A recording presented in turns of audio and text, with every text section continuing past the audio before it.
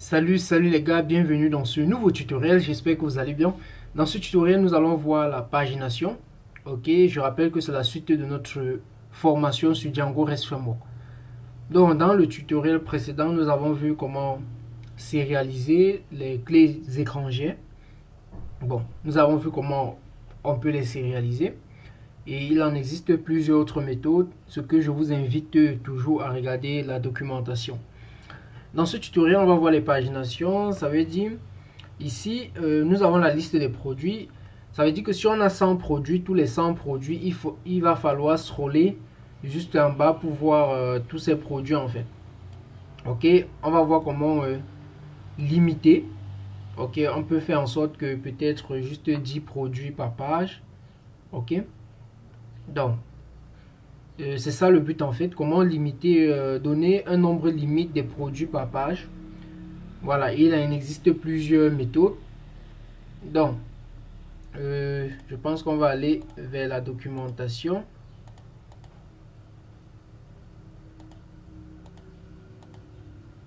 Déjà, je vais arranger quelques trucs ici parce que vous avez vu que dans le tutoriel précédent, on a fait en sorte que pour un utilisateur, on affichait encore tous les produits que cet utilisateur a créé lui-même. Ok, et voilà, c'était juste pour apprendre. Donc, on peut enlever cela. Dans le sérialiseur, je pense que c'est ça ici, Owner. Voilà. Et on peut enlever ici.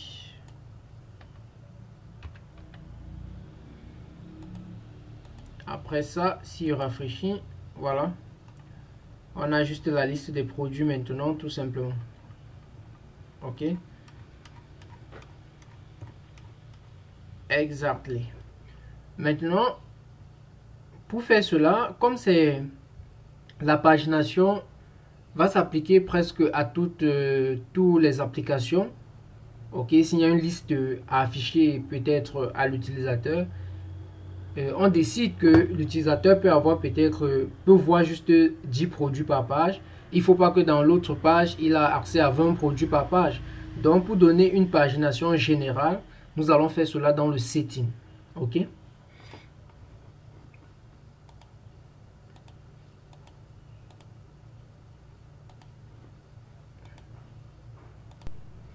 Donc, si je pars dans la documentation de Django même, Django REST, pardon, Django REST Framework.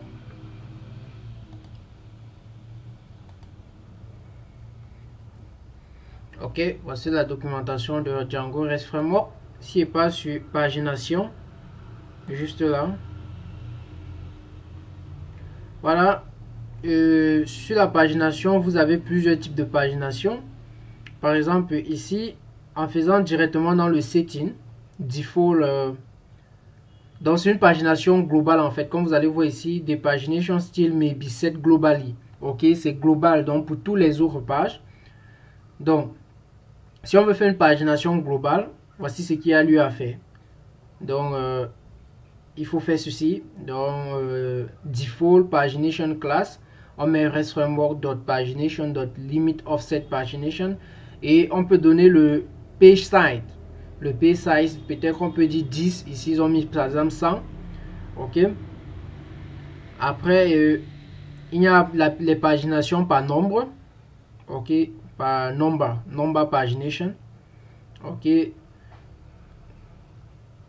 Donc, vous pouvez tester par nombre, ok, pour voir comment ça fonctionne, c'est pas compliqué. Donc, ce qu'on va faire, on va faire une pagination globale, ok. Donc, on va aller dans le setting.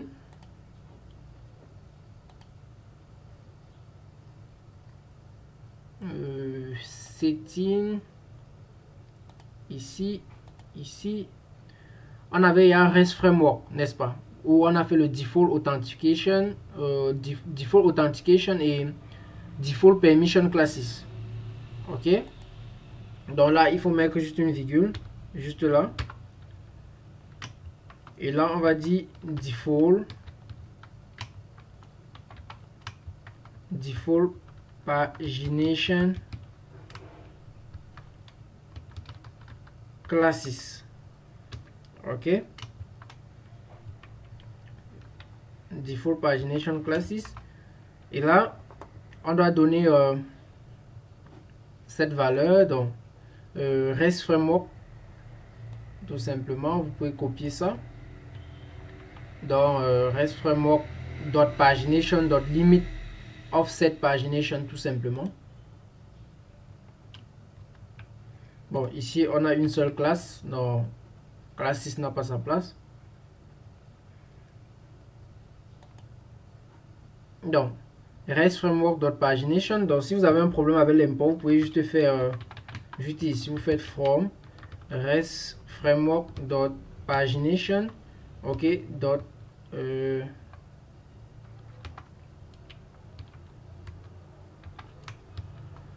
ou bien import limit offset. Voilà, donc c'est ça ici en fait, ok. Donc vous pouvez importer ça et prendre ça et le mettre juste à l'intérieur ici, ou bien vous pouvez l'écrire tout simplement comme ceci, ok. Voilà. Maintenant il faut le nombre de pages dans le size page, tout simplement.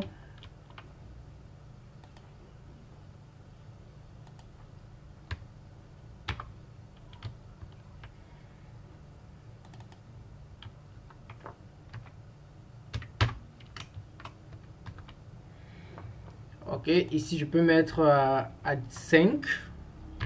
Ok, on peut mettre à 5. Voilà.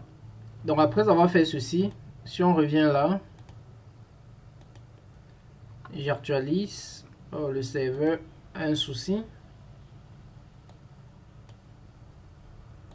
Ok, on relance le serveur.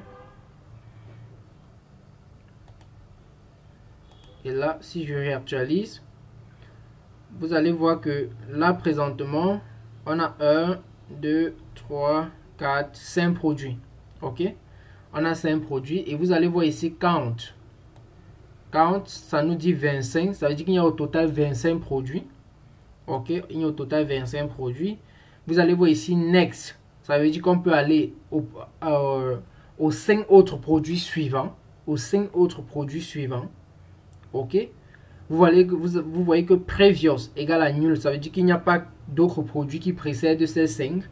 Donc si je pars maintenant à next, previous va exister. Ok, vous allez voir ici que je suis sur les 5 suivants. Ok, maintenant il y a previous, je peux rentrer sur les 5 derniers. Ok, voilà, et bon, on a count, donc, et ça c'est le result, c'est maintenant dans un truc résultat. Ok, voilà, c'est un peu ça. Donc là, si on part next, vous pouvez encore partir à next. Ok, next, next, jusqu'à trouver les derniers produits en fait. Vous voyez que là maintenant, next est égal à nul parce qu'on est au dernier 5. Ok, au dernier 5. Et là, vous pouvez, ça dépend, vous pouvez modifier ici. Peut-être vous voulez à 10, vous mettez juste 10. Ok. Et là, vous avez quelque chose comme ceci. Vous allez voir que vous avez désormais, c'est combien ici, 1, 2, 3. Bon, parce qu'ici, on peut aussi bien modifier le offset ici. Donc, si je viens là, vous allez voir que vous avez 10 produits ici. Ok, mais si je clique là, voilà, vous allez voir que vous avez les autres 10 produits. Mais c'est possible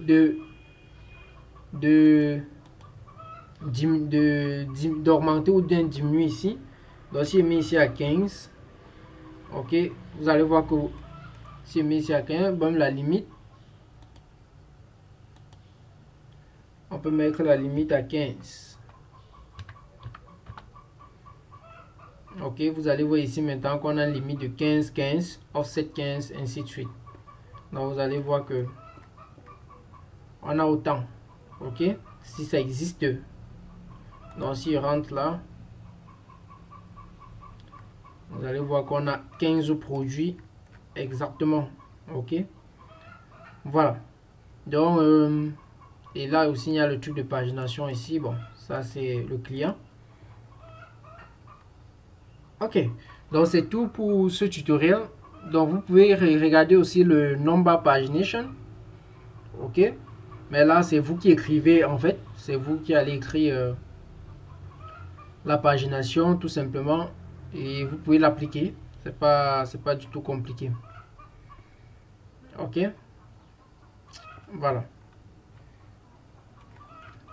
Donc dans le tutoriel qui va suivre, on va voir comment implémenter les recherches, les filtres avancés dans les API. Ok, comment un utilisateur, s'il veut chercher quelque chose, comment on récupère cela et fait une recherche poussée en fait. Ok, donc j'espère que vous avez compris comment la pagination fonctionne. À nous revoir dans le prochain tutoriel.